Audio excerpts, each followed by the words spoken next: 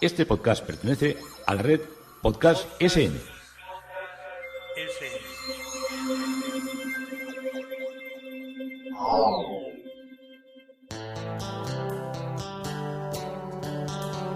Historia con sentido. Un podcast realizado y presentado por Juan Carlos González.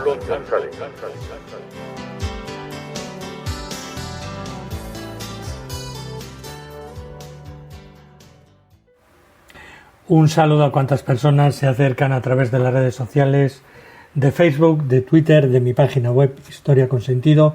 Yo soy Juan Carlos González y un día más encantado de acercaros una parte de la historia. Hoy en Venecia, ante el Palazzo Guzzoni Grimani de la Vida. Una vez más seguimos ascendiendo desde la Piazza San Marcos hasta Ferrovia, hasta el final del Gran Canal, recorriendo este tramo que ya está muy adelantado, pero que siempre nos da sorpresas y siempre nos presenta edificios sorprendentes. Y como inicio, como introito a todos estos asuntos que os suelo tratar, como decíamos ayer, o donde nos habíamos quedado ayer, era en la isla de La Palma, en Canarias, y con una visita que tenía, una deuda que tenía yo, una realidad que tenía, que era visitar el volcán Cumbre Vieja y conocer un poco la isla. Os he contado en episodios anteriores cómo fue descubrir la pensión de La Cubana con su toque exótico de los años 40, cómo aprendí que la hostelería también, en hostelería también se puede aprender a convivir con otras realidades que no son las del lujo, las del superlujo, ni las de las habitaciones de hoteles de 5 estrellas, y que se puede pasar uno muy bien y que puede resultarle muy divertido y muy enriquecedor para nuestra experiencia vital. La tarde del primer día, pues la verdad es que no hicimos gran cosa, puesto que había unos amigos nuestros en La Palma, que eran los que iban a hacernos de anfitriones, y así lo hicieron, y aprovechamos para charlar, para hablar de la isla, para comentar muchas cosas de cómo vivían las personas de allí, de La Palma, cómo las playas eran muy, muy diferentes a las peninsulares, porque eran de arena muy oscura, prácticamente negra, fruto de la erosión marina por la acción del mar. Como es una arena que, aunque no es áspera, pero no es de la fineza que puedes descubrir, por ejemplo, en una playa del Levante tipo, o en una playa de Cádiz, o en una playa de Huelva, sino que es un paso intermedio entre la arena y la gravilla, no grava, sino gravilla.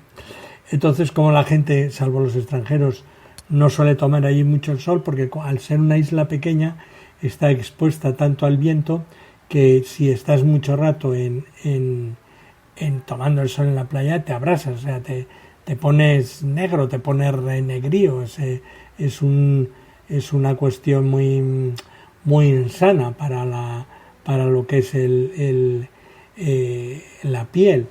Es más, toda la gente sabe cuando una persona se dedica a las labores del mar, porque ya es que no hay tampoco tantos barcos, porque ahí hay una gran profundidad de las aguas enseguida. Entonces los barcos van a otros bancos, pero eso sería prolongar un excursus de pesquero muy largo, y no me voy a meter ahí. Pero vamos, que normalmente la gente antiguamente, lo que tenía gala es ser blanquito, que no le diera mucho el sol. Eso del color y del morenazo que tanto les gusta, a tantos a ellos como a ellas, allí no se contemplaba mucho. Ya os digo que al estar uno expuesto a todos los vientos, es una cosa que quema a muchos. Tenemos muy a gusto en un restaurante. Esta vez sí, a través de ellos pudimos encontrar un restaurante donde nos dieron productos típicos de la gastronomía de La Palma. Y ya como estábamos cansados del viaje y todas esas cosas, pues nos fuimos a dormir, porque al día siguiente a primera hora ya teníamos que esperar a otros amigos que venían de Madrid en otro vuelo y con el que ya íbamos a alquilar un coche de 7 plazas y nos íbamos a mover de otra manera. Entonces yo por la mañana pues fuimos a buscar una cafetería donde desayunar y entonces curiosamente las cafeterías abrían a las 10:30. O sea, esto en nuestro concepto urbanita de Madrid, que está todo abierto a las 6:30 o mucho a las 6:30, 7, 8, a las 9 ya entiendes casi cuando una persona a las 8 está abriendo un negocio, a las 9 está abriendo un negocio de hostelería, es como que o es muy bueno o es muy rico o no le da mucha importancia a la atención de esos clientes de primera hora de la mañana. No sé si pasa en otros sitios, pero desde luego es un poco la experiencia que yo tengo. Entonces no encontrábamos nada. Al final ya fuimos allí a una esquina de la calle, había una cafetería y la mentalidad tanto hostelera como humana es distinta a la peninsular. Son 1 hora menos y todo lo hacen con más calma. En la cafetería había un gran letrero en la puerta que ponía: no tenga prisas, nosotros no la tenemos. Y yo dije, bueno, pues bien, me parece bien, como una declaración de principios, pues está bien, es interesante que digan estas cosas. Bueno, nos sentamos y allí no venía nadie. Pasaron 5 minutos, 10 minutos, y entonces le dijo una chica: oiga, que no sabe si están... Sí, ya les he visto. Ahora enseguida les atiendo. Y yo dije, bueno, esto, si ahora nos atiende, ya nos ha visto, llevamos 10 minutos aquí, pues esto nos va a llevar 1 hora, por lo menos. Bueno, pues nos lleva 1 hora. Vi que enfrente estaba la oficina de turismo y dije, bueno, pues vi que cuando estoy hablando eran las 8:30, una cosa así. Y ponía que la oficina se abría a las 8:30. Había llegado un poco antes, o sea, habían pasado 10 minutos, di un poco más de tiempo a ver si venía la señorita de la cafetería. Me acerqué a la barra y me dijeron, no, en la barra no atendemos, ya pasa la chica por su mesa.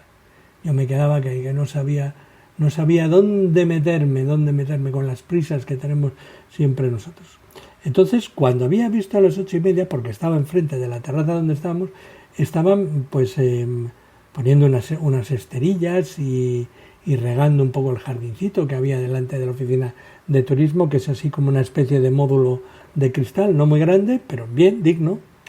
Y entonces pues vi que me levanté. Desde allí estaba viendo todo el operativo. El operativo no era más que poner en marcha el aire acondicionado, poner en marcha una televisión donde se veían los volcanes, conectar el ordenador y ponerse a atender a la gente, que ya había esperando en la puerta. Bueno, yo dije, pues esto, viéndolo desde fuera, esto es cuestión de 5 minutos, máximo 10, pero eran ya casi había pasado media hora y la gente estaba esperando ahí en la puerta, algunos hasta se fueron. Y dije, bueno, pues me voy a acercar. Y oye, ya cuando me acerqué allí, ya también los que estaban esperando, desesperados, se habían ido ya. Y bueno, pues me quedé en la puerta y le dije, hola, buenos días, buenos días, muy dulce. Estos son dulces para todos son dulces. Y le digo, mire, quería lo primero un plano, pero no sé si estos señores, dice, no han llegado a entrar. Dice, ¿qué prisa tiene la gente? Yo me demoro lo normal, poner el aire acondicionado, poner la televisión en marcha, conectar el ordenador, eso me lleva mucho tiempo. Y yo decía, madre mía, cómo se nota que esto es otra isla y otros principios. Y le digo, bueno, ¿quiere que venga luego? No, ¿para qué? ¿Usted qué quiere? Y dice, pues mire, van a venir unos amigos míos, quiero tener un plano, aunque lo tengo a través del móvil, pero lo que quiero es hacerme una idea. A mí yo todavía funciono con planos de papel, entonces quiero hacerme una idea y quiero que me indicas cómo ver el volcán. Y me dice, hombre, usted lo ha dicho bien, porque la gente siempre dice quiero ir al volcán, y usted me ha dicho quiero ver el volcán. Y yo dije, bueno, pues podía haber dicho otra cosa, pero se entiende que no quería ir al volcán y meterme dentro del agujero. Y me dice, bueno, esto es muy complicado. Y le digo, ¿cómo que esto es muy complicado? Digo, ¿y el volcán se puede ver? Y dice, sí, hay, ya le voy a decir desde dónde, porque tiene unas vistas magníficas. Pero tiene que ir donde le diga. Yo digo, bueno, porque no tengo ningún inconveniente. Dice, pero esto es más complejo. Digo, bueno, más complejo, pero no se puede acercar uno. Y dice, no se puede acercar porque todavía están saliendo gases y uno se puede morir allí, porque eso todo está en activo, aunque la lava ya no se extiende más, ya ha llegado al mar, pero esto tiene su proceso y usted tiene que andar con cuidado. Pero bueno, yo me puedo acercar a la lava, y sí, y a la ceniza, y puede patear por la ceniza, pero va a haber un montón de sitios donde no va a poder pasar, porque la lava es en muchos sitios una muralla de 3, de 4 y de 5 metros de altura, y usted la va a ver desde fuera, que es como si ve un edificio de lava. Ay, qué interesante. Pero le dice, pero es que aquí no hay un volcán, aquí hay una cadena de volcanes. Y le dije, ¿cómo que hay una cadena de volcanes? Pero el volcán no es Cumbre Vieja. Dice, no, pero hay varios volcanes más. Está el volcán de Tajuya, que tuvo una erupción el 19 de mayo del 11 de mayo del 19 de mayo, ahora lo estoy mirando en la hoja, al 11 de agosto del año 1858. Y en total duró 84 días, y el lugar donde está es en la ladera occidental dorsal de Cumbre Vieja, a unos 800 metros sobre el nivel del mar. Y ese era uno de los volcanes de esa cadena donde se abrió el Cumbre Vieja. El otro volcán es el volcán de Martín o de Tigalete, que estuvo en erupción desde el 2 de octubre al 18 o 21 de diciembre del año 1646, con una duración entre 72 y 86 días. Y luego también estaba más al sur de Cumbre Vieja, a unos 2 kilómetros de una montaña alta, que es el Cabrito. Después está el volcán de Fuencaliente o de San Antonio, que tuvo lugar una erupción el 17 de noviembre del año 1677 al 21 de enero de 1678, y estuvo activo durante 66 días. Y está en el sector superior del volcán de San Antonio. Ahí hay un relato que nos habla de cómo hubo una serie de temblores de tierra y cómo se produjo la erupción. Después está el volcán del Charco, que tuvo la erupción entre el 9 de octubre y el 3 de diciembre del año 1712, que duró, por lo tanto, 56 días, que está entre Cumbre Vieja a unos 2 kilómetros y medio más abajo del volcán de San Martín. Luego está el volcán de San Juan o Nambracote, que ahí tuvo una erupción el 24 de junio al 10 de agosto del año 1949, que duró 37 días y que ahí eso ya está más destacado. El volcán de Teneguía, que fue del 26 de octubre al 18 de noviembre del 71, 24 días. Y el último que tenemos es el de Cumbre Vieja, del cual ya hablaremos otro día y en otro podcast y en otro introito. Pero como habéis visto, yo fui a desayunar, acabé buscando un plano y me enteré que no había un volcán, sino que había una cadena de volcanes, todos ellos muy importantes, y que entrar al volcán no iba a poder entrar, acercarme tampoco, pero sí que salí con la idea de que podía visitar y podía conocer el volcán, cómo llegar y desde qué miradores poder observarlo, que era lo importante. Nos habíamos quedado en el Palazzo Guzzoni Grimani de la Vida. Este es un hermoso, en la ribera derecha del Gran Canal, este es un hermoso edificio cuya construcción se puede ubicar entre el año 1548 y 1556 y fue concebido por Francesco Sansovino como obra de Michele Salmicelli, pero la atribución no es unánime por todos los estudiosos. Se trata de una arquitectura noble con 2 balcones de 4 luces superpuestos en el sector central, de los cuales el del piso noble está enmarcado por columnas dóricas y flanqueado por pares de ventanas selladas con frontones curvos. Se nota también los dos escudos nobles que contribuyen a dar un relieve de claroscuro al frente, que fue concebido lo suficientemente plano para permitir a Jacopo Tintoretto realizar un fresco completo, lo que se perdió con el tiempo. Solo podemos imaginar la belleza de estos frescos, ya que se han perdido por completo. Solo sabemos que representaban, entre otras cosas, a Adán, a Eva, a Caín y Abel, al crepúsculo y el amanecer, y figuras estas últimas parece ser inspiradas en las esculturas de Miguel Ángel Buonarroti que se encontraban en las capillas de los Medici de Florencia. La fachada se completó con motivos florales y con medallones que también se han perdido, pero de los que quedan los grabados de Antonio Maria Zanetti, publicados en 1760 de los distintos frescos. Muy preciso en cada detalle, el edificio tiene una planta muy viva, con un hermoso atrio enriquecido por unas suntuosas columnas y un hermoso patio donde se pueden admirar frescos, quizá obra de Giambattista Celotti, que representan a Hércules en varias posturas y en varios trabajos. Es razonable pensar que fue el propio Salmicelli quien diseñó todo el ciclo pictórico, teniendo en cuenta tanto la necesidad de los clientes de demostrar su pasión por el arte, como también la inalcanzable grandeza del maestro Tintoretto, ante quien, sin dudar alguna, el arquitecto tuvo que subordinar su propio lenguaje expresivo. Los Gusoni eran, como ya se ha dicho, grandes amantes del arte. De hecho, poseían una de las colecciones de lienzos más prestigiosas de la época y que incluían 6 cuadros de Tintoretto, sin duda su artista favorito.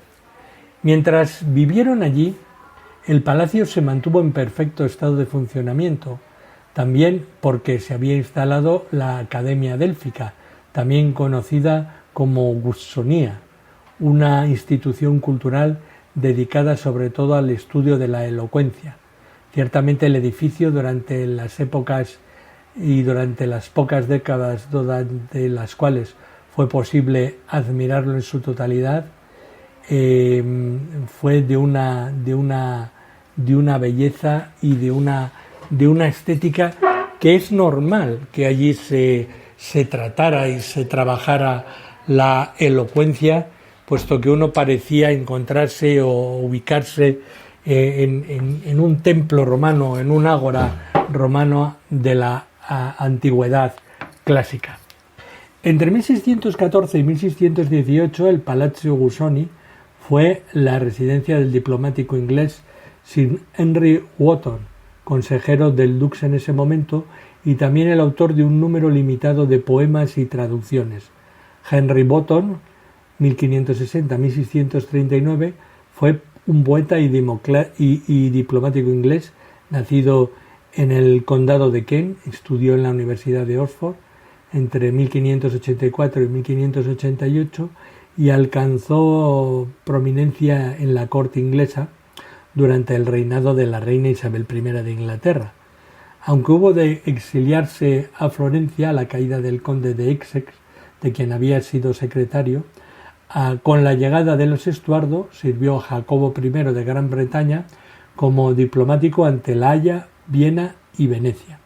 Y a su muerte, a la muerte se entiende de Jacobo, ocupaba el cargo de director del colegio de Eton. Su obra fue escasa, aunque muy interesante.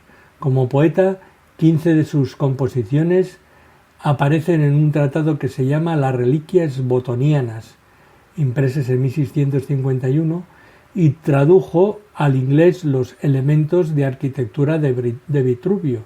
Entonces, esto es importantísimo porque estas son las obras que los seguidores de Palladio trabajaron en Londres y fueron de gran influencia. La familia Gusoni terminó en 1735 con la muerte del senador Giulio, quien dejó la propiedad a su esposa Faustina Lazzari y su hija Justiniana. Esto último causó una gran sensación en Venecia cuando en 1731 decidió intentar una escapada de amor con el conde de Bergamo Francesco Tassis. Los dos se casaron clandestinamente, pero el Consejo de los 10 no reconoció la validez del matrimonio y Justiniana pronto quedó viuda y se vio obligada a regresar a Venecia, donde luego se casó con Pietro Maria Curti, permaneció sola nuevamente y viuda y luego murió en 1747. Faustina se convirtió en una propietaria única de todo el edificio. Lo vinculó a su familia con la obligación de agregar el apellido de Guzzoni. Girolamo Minio Guzzoni vendió el edificio a los Grimani en 1798 y estos se lo vendieron en 1816 a la familia Cesare della Vida, un rico empresario judío. Actualmente es propiedad del Estado italiano, que ha establecido allí la sede veneciana del Tribunal Administrativo Regional del Véneto. Siguiente palacio es el Palazzo Coccina Giunti Foscari Giovanelli, en la ribera izquierda. Es un palacio que data de mediados del siglo XVI y despliega una fachada sobre el gran canal asimétrica por una ampliación a la izquierda y sin embargo bien definida por el juego de aberturas que se juntan alrededor de la parte principal. Hay un eje formado por la puerta central de entrada y la serliana superior flanqueada por ventanas de una sola luz. Modillones alargados sostienen los antepechos de las ventanas, arqueados con llaves de arco elevado, los del piso noble y los otros rectangulares, y fue construido por la familia Coccina de cocina, no de suciedad. Luego pasó a otras manos y finalmente a Tommaso Giunta, de origen flomentino, quien había casado a sus dos hijas con dos hermanos, Niccolò y Raniero Foscarini, y dejó todas sus propiedades a esta familia, incluido el palacio. Las paredes del esplendoroso palacio fueron pintadas por Giambattista Celotti. Un cronista de 1760 dice que también se vio una hermosa figura sentada en una ventana en la actitud de tocar el laúd. Por los méritos de su refinada arquitectura, rica en mármoles policromados, y por sus vastas proporciones, el palacio acogió en varias ocasiones a ilustres visitantes de la República como Federico Cristian IV, rey de Dinamarca, en cuyo honor en 1709 el propietario, el procurador de San Marco Sebastiano Foscarini, brindó una extraordinaria fiesta de baile que se mantuvo famosa por su pompa, testificando el prestigio y la autoridad que aún disfrutaba la familia en ese momento. En el año 1755 el edificio fue alquilado por los Giovanellis, que son los que dan nombre final al palacio. Cuentan los cronistas que la familia Foscarini se había asentado en Venecia ya desde el año 867, que tenía vastos intereses en el Levante y contaba entre sus miembros con grandes políticos, guerreros y escritores. Su famosa biblioteca se perdió en el siglo pasado con la extinción de la familia. Tristemente famoso es el destino de Antonio, que vivió entre 1570 y 1622, un brillante diplomático que había sido durante mucho tiempo embajador en Francia e Inglaterra, donde debido a sus altas habilidades se le permitió agregar los nobles símbolos de los escudos de armas de las naciones a las que iba a estar sirviendo. Sin embargo, fue un periodo de grandes tensiones políticas. España había puesto la mira en la pequeña república que, suspicaz, cautelosa y ferozmente independiente, en una Italia casi totalmente subordinada a los extranjeros, defendía su libertad por todos los medios. En 1618, por pura casualidad y justo a tiempo, logró aplastar una conspiración tramada por el duque español, por el duque de Osuna, destinada a destruir todo el Gran Consejo en la hoguera en el Palacio Ducal. Por lo tanto, cuando un empleado de Foscarini acusó al dueño de ir en secreto de noche a un edificio conocido para encontrarse con extraños, es cuando se ordenó el arresto de todos los conspiradores. Su inocencia fue probada después de una severa y rápida investigación y Foscarini fue liberado de prisión y el acusador enviado al exilio. Pero la historia no había terminado. Los amigos del informante pudieron hundir una acusación aún más infamante, la de revelación de secretos de Estado, y Antonio no pudo justificar la supuesta filtración de documentos que le fueron confiados y fue condenado a muerte por traidor. En esta ocasión también se susurró el nombre, como se indicó en el proceso, de la autoría de la dama Anna Salisbury, esposa del mariscal de Inglaterra, el conde Tommaso de Arundel de Bardur, cuyo salón en el Palacio Mocénigo era frecuentado por diplomáticos y artistas venecianos y extranjeros. El día que se dictó la sentencia de muerte, el noble se dirigía a una de sus villas en Padua cuando un mensajero del embajador británico Botton le trajo la noticia del incidente con el consejo de salvarse más allá de las fronteras. La dama, en cambio, dio orden al cochero de dar la vuelta a los caballos y regresar a Venecia, donde pidió y obtuvo audiencia con el dux. Se puso a disposición de los inquisidores y aclaró completamente su posición, testificando además que Foscarini era un amigo y no un espía. La Serenísima consideró válidas las explicaciones y ordenó al embajador veneciano en Londres que informara al Tribunal de la Señoría que consideraba a Lady Arundel absolutamente ajena a los hechos. Lamentablemente, sin embargo, no se encontraron los documentos y Foscarini entendió que la sentencia se cumpliría. Utilizando su privilegio como patricio, pidió que lo estrangularan en la cárcel y no en público. Sin embargo, según la costumbre, su cuerpo fue colgado de una pierna de la horca erigida entre las columnas de Marco y Teodoro en la Piazzetta de San Marco.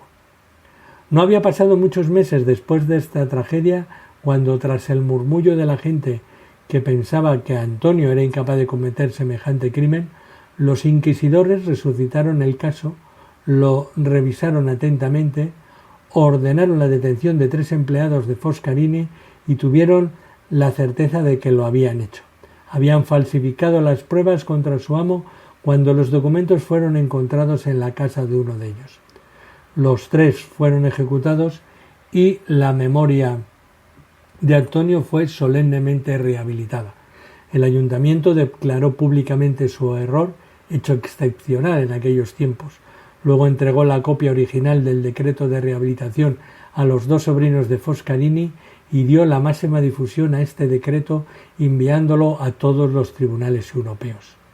El cuerpo de Foscarini fue trasladado con solemnes honores a Santa María Gloriosa dei Frari y para recordar lo sucedido se tapó una placa sobre el monumento funerario de la familia en San Estay con la inscripción que liberaba al patricio de la acusación de traición. Desde entonces el prestigio y la autoridad de la familia nunca decayeron. Marco, entre 1762 y 1763, fue el cuarto último dux de Venecia de esta familia. Él también había sido durante mucho tiempo embajador en varias cortes europeas y era un hombre de letras ilustre y culto. Murió un año después de su elección, pero a pesar de tan poco tiempo logró demostrar sus grandes dotes políticas. Uno de los Foscarini tuvo la suerte de casarse con una Sanuto, sobrina del famoso cronista Marín, y en 1525 fue el primero en adoptar la moda de los pendientes.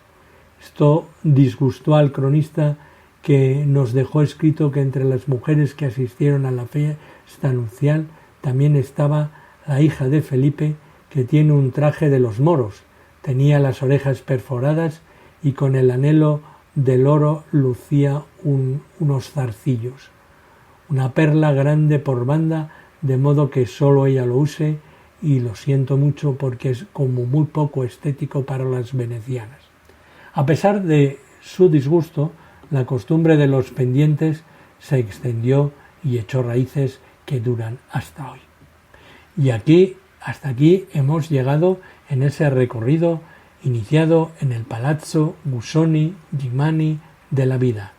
Yo soy Juan Carlos González, esto es Historia con Sentido y encantados de haberos podido acercar una parte de la historia.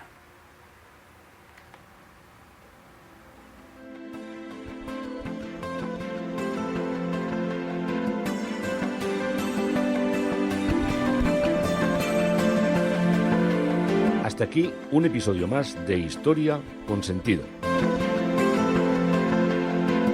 El podcast que te habla de historias de la historia, sucesos, eventos, como si el ayer fuera hoy. Síguenos a través de iTunes, Spreaker o iVoox.